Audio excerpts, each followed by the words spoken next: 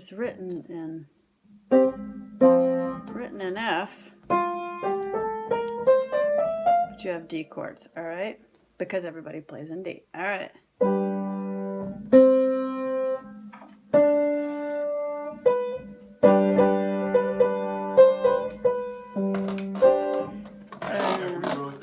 We did that to G. Yep.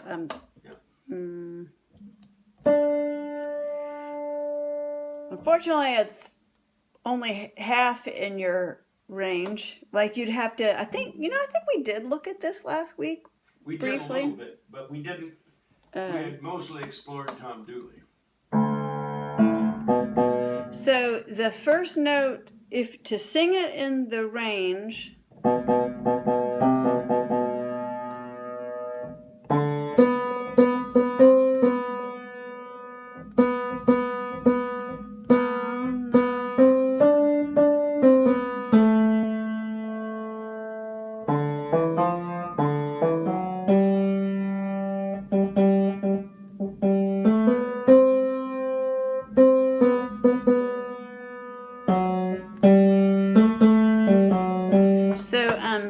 The thing with this is most of it does not occur naturally. Like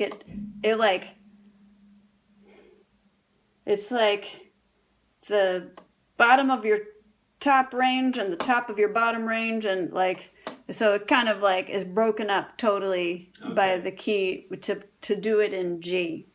Now my wife and I talked about something. Yeah. She started off on a thought, and then she reversed herself. But she said, maybe it'd be possible for you to expand your range a little bit. Mm-hmm. Mm-hmm. And then she said, you're 71 and you don't sing every day for many hours a day. So it's probably not going to happen on expanding your range.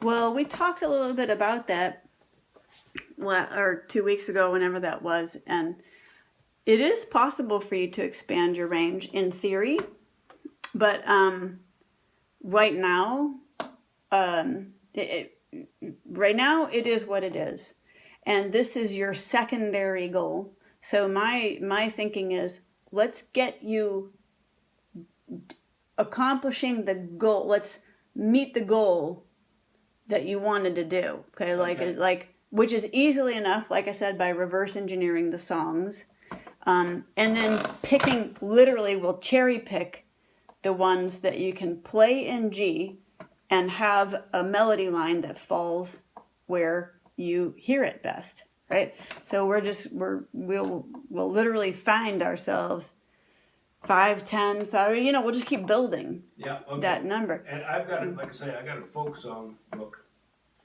That bring it. I got a number of books, but the folk song book has got by far and away the most songs that I've tabbed off that I know I like. I've heard. And, that's one of the reasons I've joined the folk music group, because they've got more songs I like to play than anybody else. Cool. And does the book that you have little? Yeah, it's got chords. Okay. Yeah. But. And then I also have a book on the Kingston Trio. Okay. And you like them, so. I like them, and I can bring that along. But they did all of those in the songs in the keys that the singers sang them in. Sure. Well, we can change them. That's not a big deal. And I've already changed, like Charlie and the MTA. I already changed it to the key of G. Mm-hmm. And but it's best for me to play in the key of G. Mm-hmm. Sure. It's I can go to C, but G is the the main one. Yeah. Yeah. Now we can, if you will get proficient with the chords that fall in the chord progression for the key of C, then you'll triple the number of songs that we can. Yeah. Because again, we would then still cherry pick songs in that key that fall in. The melody line falls in the range that you hear the best and sing the best. But so it's the same process as cherry picking. Yeah. So okay. Well, I tell you what, the key of C is is the second most chord that those folks use. Awesome. But you know, they're not going to go, that group isn't going to go to, They're not going to start playing C for you. yeah, well, they're not going to play a wide range of chords, Okay. Mm-hmm. a wide range of keys, rather, Mm-hmm. because, you know, they're there for the fun of it, Yep. not for, and for jamming together, and not for being really creative or anything else, okay? Banjo plays in the key of G, because when you strum a 5-string banjo, all open strings, that's a G chord. Mm-hmm. And okay, the guitar tends toward D, Mm-hmm. and C is the universal chord. You know, everybody plays in the key of C. Okay. The And you're learning to. and we got some harmonica players in there too, and you know, I think 90% of the harmonica songs are written in the key of G, the key of C. Okay. So, but in terms of you expanding your range, Yep. like I said a couple weeks ago, it's theoretically possible.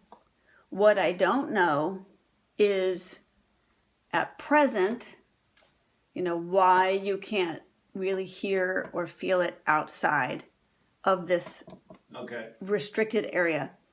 And so there's two things that can give us information on that. Number one is time. Okay. And with a lot of practice over time and a lot of continuing your voice exercises and you don't even, because you're going from like not doing vocal exercises to doing vocal exercises. So we're not even talking like you have to practice a lot of number of hours a day like your wife was suggesting. Not even that, like 10, 15 minutes of doing vocal exercises. I think that was what we were going to do today was I was going to try to, you know, record for you a number of things that would just get your ear and your voice traveling up and down your range. Well, I appreciate that, but to me, when I came tonight, my goal was to talk to you Fine. about what I wanted to do Sure. and how we could accomplish it Great. based upon what you had said last week and what Barry told me last week, how we could make that mesh and work together. Because I didn't have a good understanding of it, but I thought what you were saying about the songs is, okay, I'm going to change them from the key that they're in to something else. And I thought, I don't think I want to do that. Yeah. But you understand now that's not what I'm saying. Yeah. No, I understand because Barry was saying, well, you know, we'll play Tom Dooley in the key of D. Yeah. And you're like, well, I can do that, but that's not what I want to do. Yeah, Right. and you know, so we did that last week. And then he said, well, before you start singing a song, if you're going to sing, you need to pick the melody. Oh, now he's making you pick the melody. You're like, I don't want to pick the melody. No, You know, oh, you because do? I could pick the melody on Tom Okay. Dooley Okay. in the key of G. Okay. But now I got a whole different set of strings I have to learn. Right? And I thought to myself, gee, for a given song, I've got to learn two different ways and remember it two different ways. Well, And at this stage of my life, you're like, I I have a don't hard want enough time remembering it one way. to. Yeah. So Fair enough. I, Yeah, you're like, ain't nobody got time for that. well, you know, particularly, you know, and if I didn't have any clients messing with me, life would be a little bit easier. Mm-hmm. But and I think I got both of them kind of tuned down, although one of them, because of the way the court proceedings are going and the regulatory proceedings are going, both of them, I'm going to be involved with those things for the next 5 to 7 years. I'm going to be 80 years old before they're finished. You have to be involved with it? Or? I owe it to these people. Oh. You know, the one client, I started working on that site in 1978. Wow. And on and off, I've been working on it ever since then. Yes. That's Occidental. It used to be known as Hooker Chemical Company. It's Occidental Chemical Company. Now it's Love Canal. that started the whole environmental process. Hmm. And they have put a ton of money into me, and I'm not about to tell them adios. Mm-hmm. That's just not respectful. Mm-hmm. And the same as the other client I haven't been with as long, but they put a ton of money into me, and I've treated them well. Mm-hmm. They've saved a lot of money because of it. Mm-hmm. But I'm not about to say adios, I can't do your job. Mm-hmm. Mm-hmm.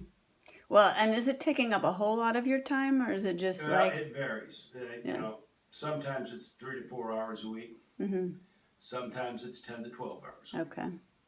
It's still kind of retirement-ish Yeah. hours, so yeah. No. But I tell you, see, one of the things I enjoy is getting up when I wake up. And I'm not changing that. Yes. Okay. And my wife works, so I'm up a little earlier than usual. Yes. But and then the other part is I go to the gym. Mm-hmm. Yeah. And I try to go to the gym every day during the week. Yes. And we're talking about a 50 I minute know. workout. You don't mess around. The No, you told me about that. and We gotta it's- move yeah, on. yeah, we gotta